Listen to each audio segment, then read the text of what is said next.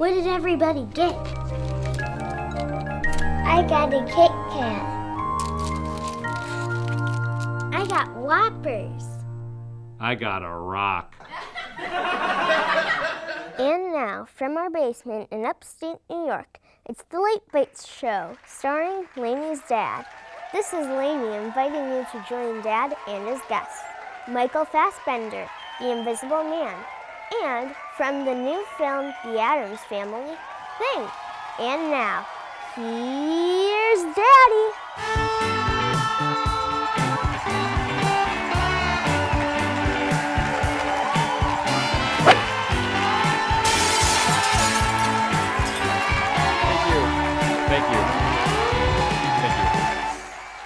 Wow, fall has definitely arrived. I just got back from vacation. I'm definitely not ready for the cold. But I was ready to get back. Yeah, I tried a new vacation spot and it really didn't work out. Mainly because I accidentally stumbled on the #1 macabre tourist destination in the world, Malibu. Yeah, nobody told me. Tons of ghouls there, everywhere you looked, in fact. No mummies, though. I guess they were afraid they might relax and unwind. I was staying in the penthouse suite, but that was an ordeal because I had to walk up and down 20 flights of stairs every time I left the room. I mean, the elevators were working and everything, but you could never get one. The ghosts just kept riding them non-stop. Apparently it raises their spirits. Yeah. Well, the beach was kind of a bust too. A lot of cracking down there. There was this great little restaurant right by the water, but you couldn't get near the place because it was always loaded with sandwiches. In fact, every meal was a nightmare. At breakfast, I kept running into serial killers. I found this quaint little Italian place, but they only serve fettuccine Alfredo. I guess they ran out of regular sauce due to all the vampires. The vampires were everywhere. I couldn't count the number of vampires I saw. What a pain in the neck they were. Finally, I found one place they obviously didn't like, a steakhouse. I did try a couple of dance clubs, though. There was even a disco. I saw the boogeyman there. He was getting down. Yeah.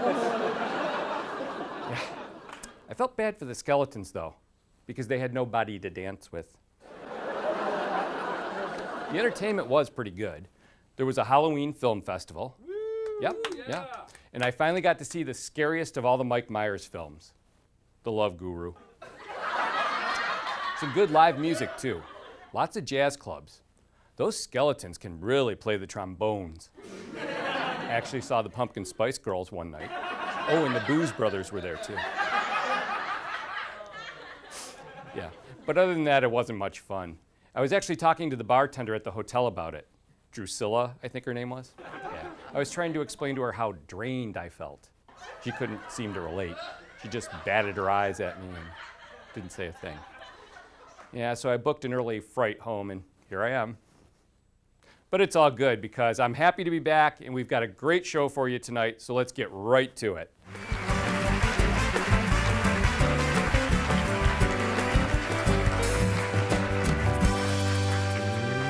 Thank you.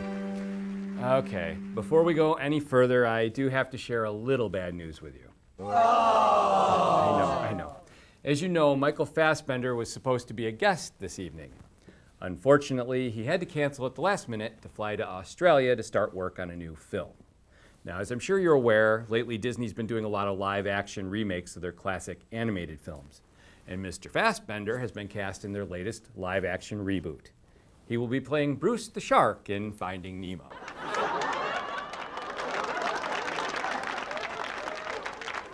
Not to worry, we have found a replacement who is just as witty and even more charming. Ladies and gentlemen, my Screen Bites Cafe co-host, Miss Lainie.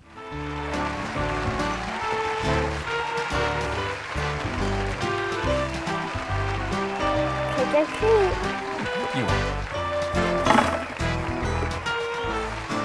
Aww.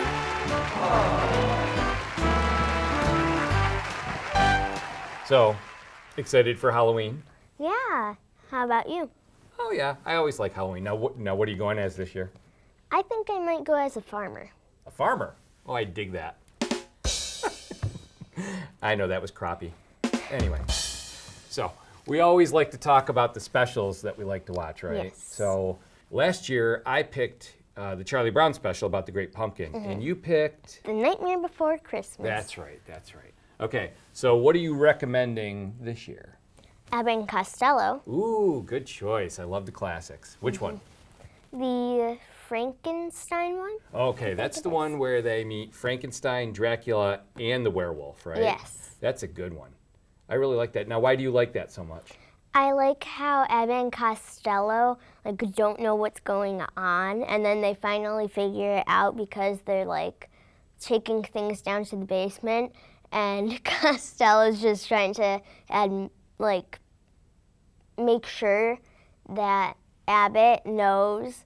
Right, because Abbott never believes him. It's like Right. Big Bird and Mr. Snuffleupagus, right?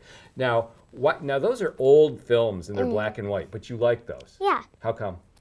I think they're funny, especially Costello, and I then agree. plus Abbott, it just adds to it. Yeah, it's that's a classic comedy pairing, and they did a very good job. I also like the one in the Haunted Mansion, the Hold That Ghost. Remember we watched that Yeah. one? That's a good one too. So those are both good for Halloween. I think that I would recommend one of the Scooby-Doo specials.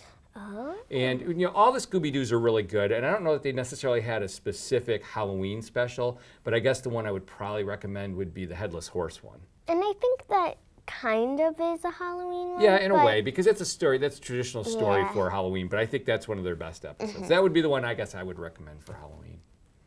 I like The Room on the Broom. That's a good one too. Now that comes from a book, and that's a very Yeah. good book. But that's one of those rare things where the book in the little film that they made, the animated film that they made to go for or to take off the Yeah. book, actually works. Yes. Unlike Spookly. Remember we talked about Spookly last year. Yeah. In the book, I think is so much better. But Room on the Broom, I think you're right. I think that's a good one. I like some of the just the regular shows, the Halloween episodes of the regular shows. Like Buck Rogers. We love Buck Rogers in the 25th Yes. century, right? So the space vampire episode, which is Yes, I real love kitschy, that but one. I love that one where he's the Vorvon and everything. And when I was a kid, that freaked me out. But now, does it bother you? Because you were the same age now that I was when I watched it. It did freak me out when I first saw him. He was creepy, but looks you like- did tell me and Right. show me a picture. He looks like Nosferatu, which you don't know who that is, but that's a famous character from the films and everything. Especially with his big eyebrows. Yes, the unibrow. Yes, I agree. Yeah. So yeah, I think any TV show episodes that you would recommend, like regular series. SpongeBob. Yeah, SpongeBob. Now that's a good Halloween episode. A little different because they use those Yeah. puppets. Yeah, and I don't really like the puppet idea. Or I do, but I just don't like it in that. Yeah, I get you. I understand that. It's kind of like the Garfield. I love Garfield, and the Garfield special is really good, and then they get to that one point, it's a little strange. Yeah. But the SpongeBob one is still Yes, good. I Right? do like where it goes. Right. Now I know that you're a huge fan of SpongeBob. Yes, I watch it with Colton, and he loves it. I love it. I think it's cute and clever. Yeah. Well, he's been on the air for 20 years. Isn't that amazing? Yeah. Ironically, though, he was almost canceled this year. Really? Yep, his show was on the bubble. From what I can understand, they feel he's a little too edgy. Apparently, he has an abrasive side. Seriously? Yeah, I guess he's aloof. So they're trying to clean up his act. Maybe soften his image a little. I think they're just looking for the right angle with him.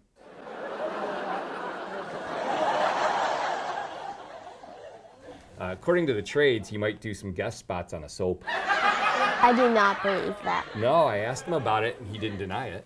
Wait, you've met SpongeBob? Oh, yeah. Well, he was here on the show just a few weeks ago. We probably have a picture of it.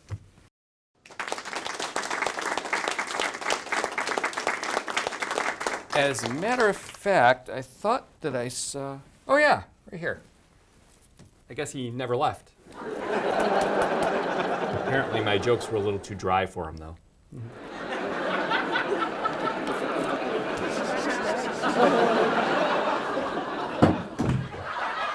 Oh, he was so self-absorbed anyway.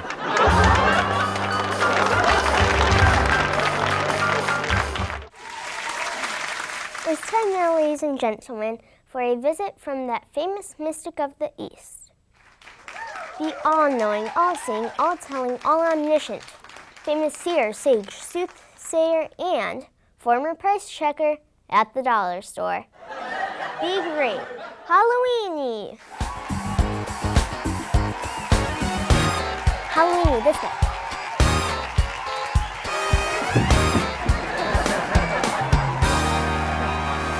Welcome, O great seer. I hold in my hands the envelopes. A child of 4 could see these envelopes are hermetically sealed.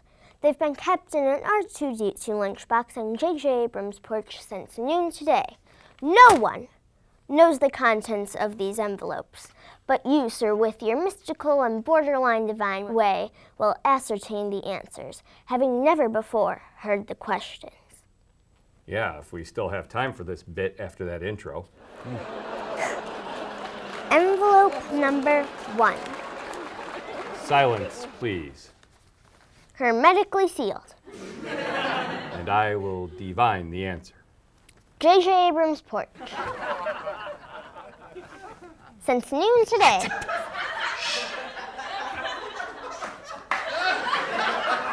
Halloween 4, Saw 5. Halloween 4, Saw 5. What was the final score of the Halloween Saw game?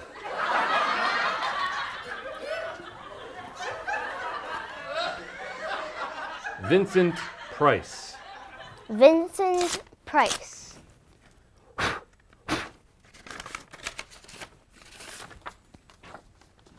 How much do you pay for a Vincent?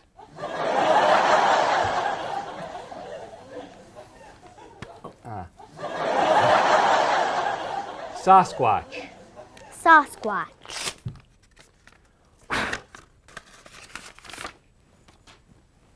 What do you call a timepiece worn by a Sask?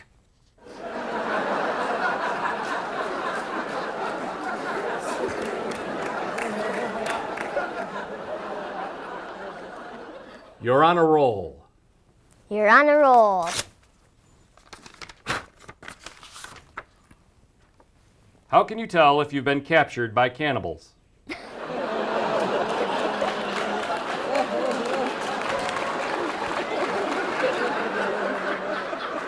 Bon appetit. Bon appetit. What does a skeleton waiter say when he delivers your meal? Will you be forced to sit in a freshly fertilized field and watch The Last Jedi over and over?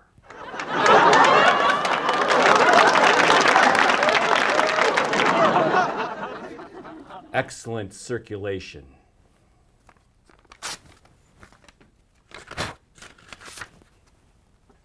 Name the reason vampires read the Wall Street Journal.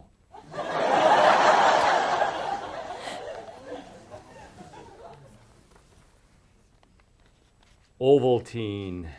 Ovaltine. Describe Uncle Fester in high school.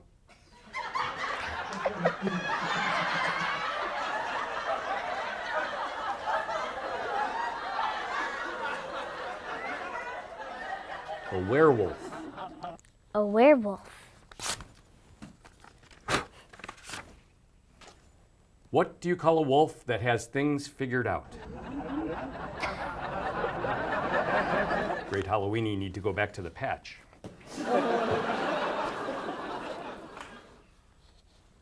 Magnum PI. Magnum PI.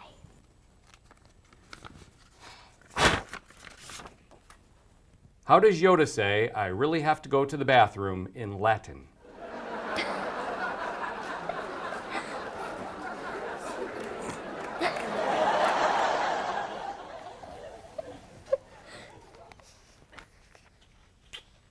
Rap.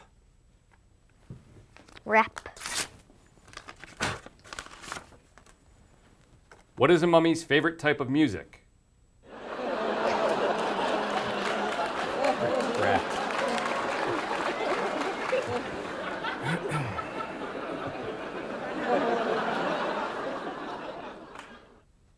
Pungent. Pungent. What do you call a man who tells dad jokes?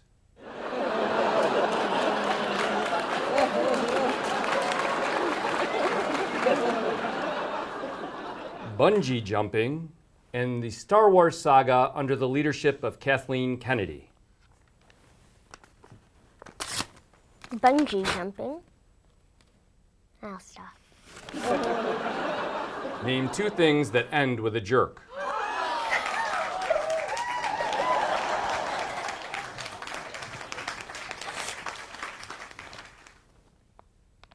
Defeat.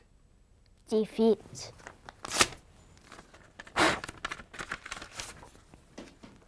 What were the last parts that Dr. Frankenstein attached to Die Monster?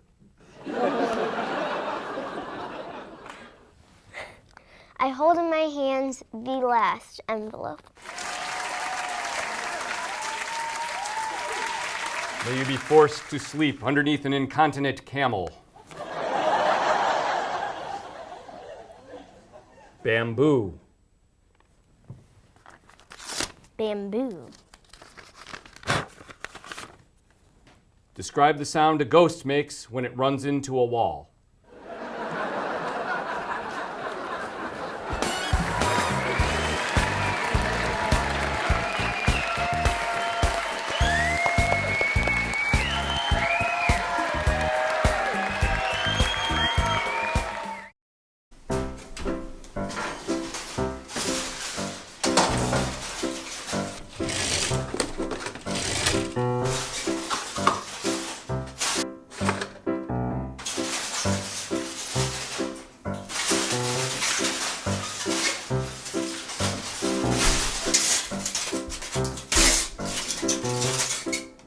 What are you doing? Colton's Halloween costume. He's leftover. Aluminum foil. Think outside the box. Our next guest truly needs no introduction. He starred in many films throughout the decades, but we haven't seen him on screen in what seems like forever. Tonight will be his first public disappearance in 19 years. Ladies and gentlemen, the one, the only, the Invisible Man.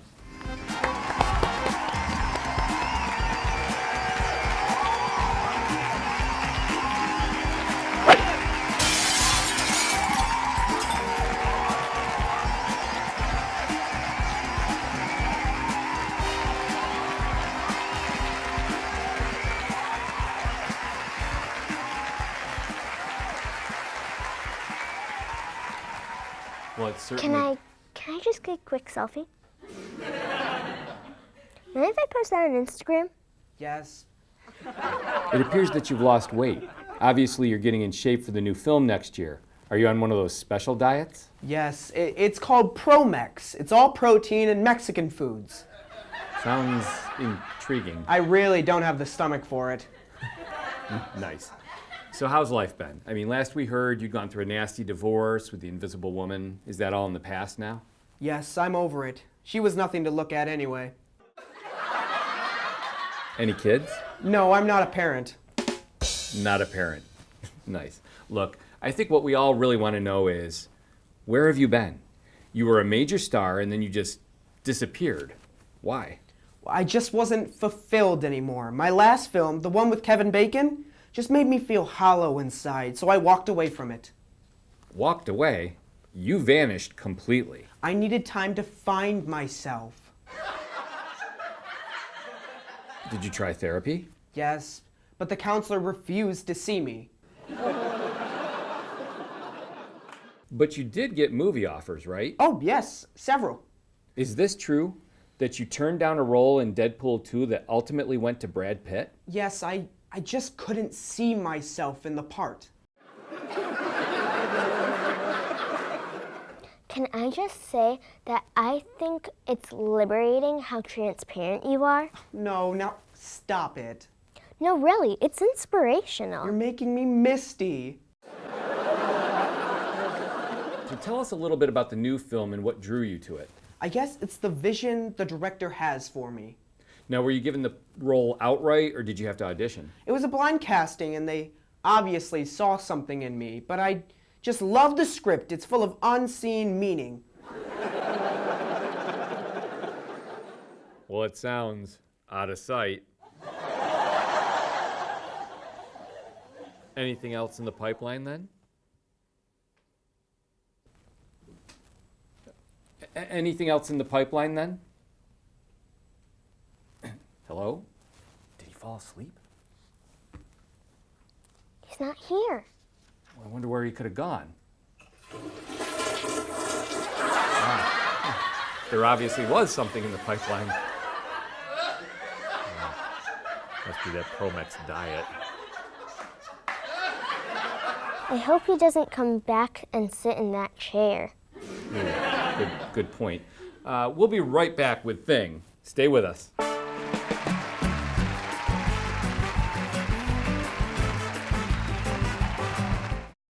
Our last guest is starring in the latest Addams Family movie. Ladies and gentlemen, how about a big hand for Thing?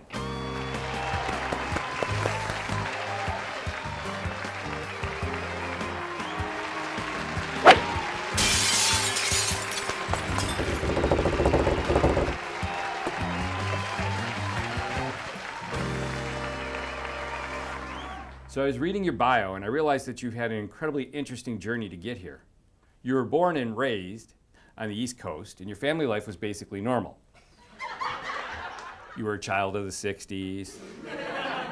Right out of school you worked as a farmhand. Now here's where it gets really interesting. One morning you woke up, sold all your belongings, waved goodbye to everything you knew, and hitchhiked across country to Hollywood to try your hand at acting. Now, you didn't have immediate success, though, correct? You got a job handling marketing for Allstate. Then you did a little modeling for Isotoner. And then came your big break in 1980. And I gotta admit, this took me completely by surprise. I'm a huge Star Wars fan, but I had no idea that you were in The Empire Strikes Back. Wow, I didn't know that either. So you were Luke Skywalker's stunt hand in the scene in Cloud City, and you were the one that actually took the fall down the shaft, still holding the lightsaber. Huh. Raise your hand if you knew about that.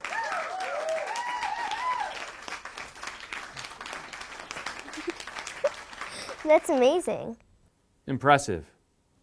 Most impressive. Actually, when I heard that you'd been in Star Wars, that wasn't the part that came to mind. I just assumed you played Han Solo. No, but you played part of Luke Skywalker. That's a pretty big deal. I mean, it should have put you on the A-list, but basically, you wound up being typecast because of it, right? Sort of the same thing that happened to Mark Hamill. I mean, this kind of handcuffed you, so to speak. Anyway, let's look at your IMDb for a minute. Hand double for Roger Ebert, #1 ad campaign for ABC, hand sequences for the A-Team. But I mean, I guess you kind of had to take those roles, right? You can't bite the hand that feeds you. I think that's all ancient history. I mean, this is a big deal. You've got a really good role and a prominent film with the Addams Family. Now, did your agent have to kind of network to get you the part, or did they just hand it to you? Well, Lainie and I saw an early screening, and we both agreed that you're the best part of the movie. I liked how your part was so sneaky and underhanded. Now, I understand that this has already led to an offer from Scorsese. Is that true? It says here, after seeing your performance in The Addams Family, director Martin Scorsese said, and I'm quoting here, I can finally make the film about the thing with the guy at the place. Have you already signed on, or are you planning to hold out for more? Well, I think we're going to be seeing a lot more of you on screen now. But I understand you have higher aspirations. Is that true? Oh, I heard that you had political ambitions. So you mean that's not true? Oh, so it's your spouse. I see. Well, if your spouse is elected president, that would make you first hand. I'd love to see that happen. Now, I understand that you already have a slogan in place. Would it be all right if we showed it here? Ladies and gentlemen, and others, for the first time ever and anywhere, we are about to reveal the campaign slogan that could possibly change America as we know it forever. Remember, you saw it here on Late Bites First.